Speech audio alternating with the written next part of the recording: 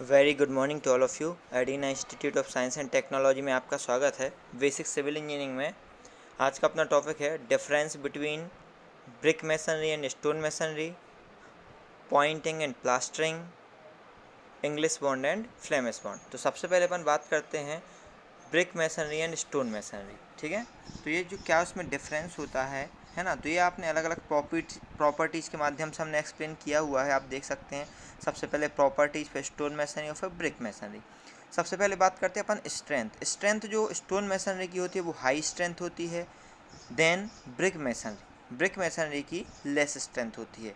Durability की बात करते हैं तो स्टोन मेसनरी में अपन को एक्सीलेंट ड्यूरेबिलिटी मिलती है, क्योंकि जो पत्थर होता है वो ज़्यादा स्ट्रॉन्ग होता है, और ब्रिक मेसनरी में अपन को उससे कम स्ट्रेंथ मिलती है, ड्यूरेबिलिटी, है ना।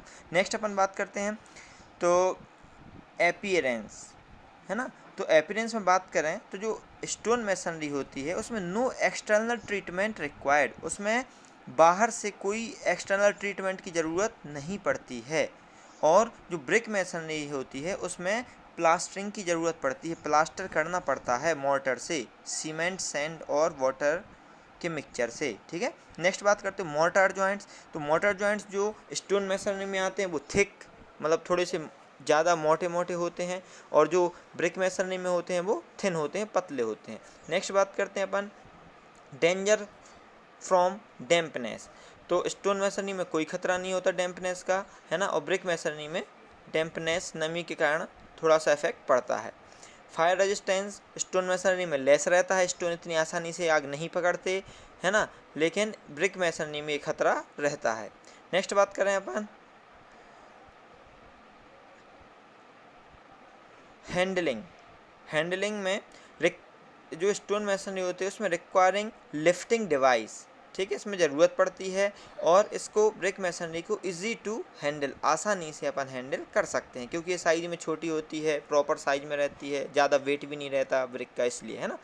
नेक्स्ट बात करते हैं अपन मेथड ऑफ कंस्ट्रक्शन, है ना। तो स्टोन मेसनरी में क्वायरिंग और ड्रेसिंग दोनों की जरूरत करती है। पहले पत्थर को लाना पड़ता है, उसके बाद उसकी प्रॉपर ड्रेसअप करना पड़ता है, प्रॉपर जिस शेप में अपन को चाहिए है उस शेप में प्रॉपर इसको करना पड़ता है, ड्रेसिंग करनी पड़ती है। लेकिन जो ब्रिक मेसनरी होती है उसके preparation of clay, moulding, drawing, burning, है ना, इसको अपन क्या करते हैं, एक प्रॉपर तरीके से जो मेथड्स होती है, जैसे पहले प्रिपरेशन करते हैं क्ले की, मिट्टी की, फिर उसको मोल्ड किया जाता है, फिर उसको सुखाते हैं, फिर बर्निंग, पकाने के लिए रख देते हैं, तो इसके माध्यम से हो जाता है। नेक्स्ट बात करें कॉस्ट, तो स्टोन मेसनरी की ज़्यादा कॉस्ट होती है then brick masonry less costly होता है, स्टोन मेसनरी मोर कॉस्टली होता है ना।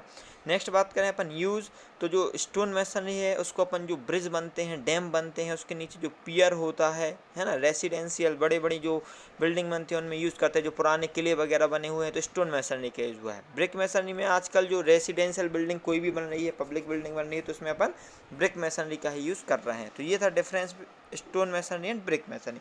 और अपन बात करते हैं अगर, तो जो स्टोन मेसनरी रहती है वो they are not of uniform shape and size, proper uniform shape and size में नहीं रहते हैं, ठीक है।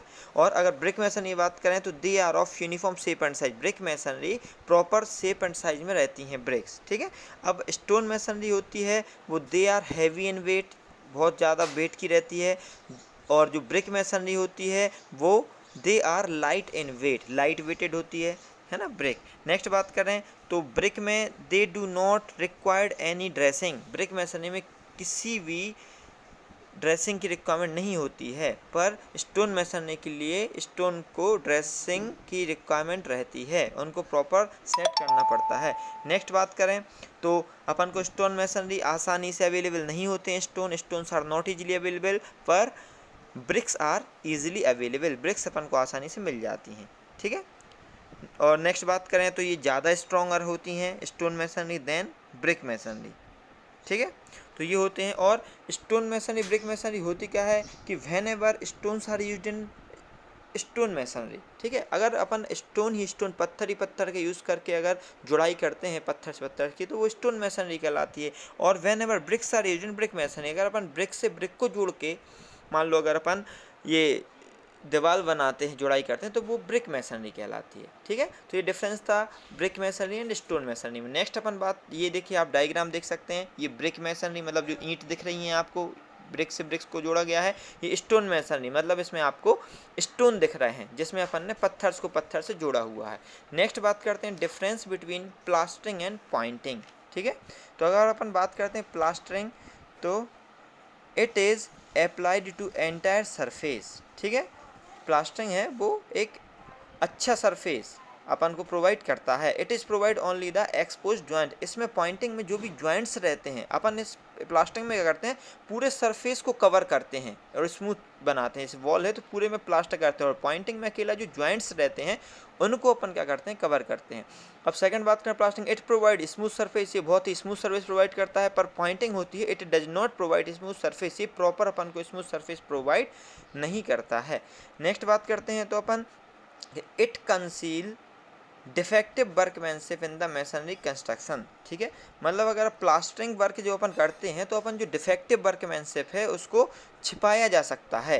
अगर अपना मान लो ब्रिक अपन ने कोई गलत लगा दी या थर्ड क्लास यूज़ कर दी और उससे ऊपर से प्लास्टर हो गया तो अपन नहीं देख सकते कि कैसी ब्रिक का यूज हुआ है, कैसी ब्रिक का यूज़ हुआ है। पर पॉइंटिंग में it is use to expose beauty of well built masonry work है ना। इसमें क्या होता है, पॉइंटिंग में अपन को वो पोर्शन दिख जाता है, समझ में आ जाता है, अपन इसको नहीं छुपाया जा सकता डिफेक्टिव वर्कमैनशिप को। ठीक है, नेक्स्ट बात करते हैं तो plastering it provide a base for applying white colour washing. अच्छा बेस प्रोवाइड करता है प्लास्टर, अच्छे से अपन वाइट वॉशिंग कर सकते हैं, कलर कर सकते हैं, है ना। लेकिन पॉइंटिंग में वाइट वॉशिंग और कलर वॉशिंग आर प्रॉपर तरीके से अपन इसमें नहीं करते। दे does not provide smooth surface अगर अपन बात करें। ठीक है, अपन बात करें प्लास्टरिंग में तो it protect the complete surface of masonry from weather effect. ये कंप्लीट सरफेस को प्रोटेक्ट करता है कैसे, वेदर इफेक्ट से। कोई भी एटमॉस्फेरिक एक्शन इस पर नहीं आ पाता ब्रिक्स पे क्योंकि ये कवर रहती हैं प्लास्टर से। लेकिन अगर पॉइंटिंग में बात करें तो it protect only the joints of masonry. ये सिर्फ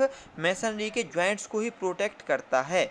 ठीक है, तो ये आपके डिफरेंस थे प्लास्टरिंग एंड पॉइंटिंग में। ठीक है, इसके बाद अपन बात करते हैं इसका जो जो अपीयरेंस होता है वो बहुत ही अच्छा रहता है प्लास्टरिंग का दिखावा, क्योंकि पूरा सरफेस कवर करते हैं, और पॉइंटिंग का प्रॉपर अपीयरेंस नहीं रहता है। ठीक है, नेक्स्ट अपन बात कर, ये देखिए आ सकते हैं आप, ये है प्लास्टरिंग और ये है पॉइंटिंग। प्लास्टरिंग में देखिए आप, अगर आप बॉल पे प्लास्टर हो रहा है, आप देख रहे हैं आधी बॉल पे प्लास्टर हुआ है, आधी निकली हुई है, और पॉइंटिंग में आप देख रहे हैं तो ब्रिक के बीचों में अपन क्या कर रहे हैं, बीचों बीच ये अपन क्या कर रहे हैं, उसको पॉइंटिंग कर रहे हैं, मतलब पॉइंट पे निशान लगा रहे हैं, इसमें अपन फिलअप कर रहे हैं। ठीक है, तो ये हो गया अपना difference between plastering and point, stone masonry, brick masonry. Next हमने आपको दिया है English bond and Flemish bond. ठीक है, तो ये हमने आपको कल भी पिछले वीडियो लेक्चर में ही बताया था कि this bond consist of header and stretchers laid in alternative course. English bond में एक लेयर पूरी स्ट्रेचर्स की बनाते हैं, एक लेयर पूरी हेडर की बनाते हैं, जिसको इंग्लिश बॉन्ड बोलते हैं। फ्लेमिश बॉन्ड में अल्टरनेटिवली ईच कोर्स, हर एक कोर्स में एक स्ट्रेचर रखते हैं, एक हेडर रखते हैं, फिर एक स्ट्रेचर रखते हैं, फिर एक हेडर रखते हैं। ठीक है, English bond it is strongest of all the bond, ये ज़्यादा स्ट्रॉन्ग रहता है देन फ्लेमिश बॉन्ड से।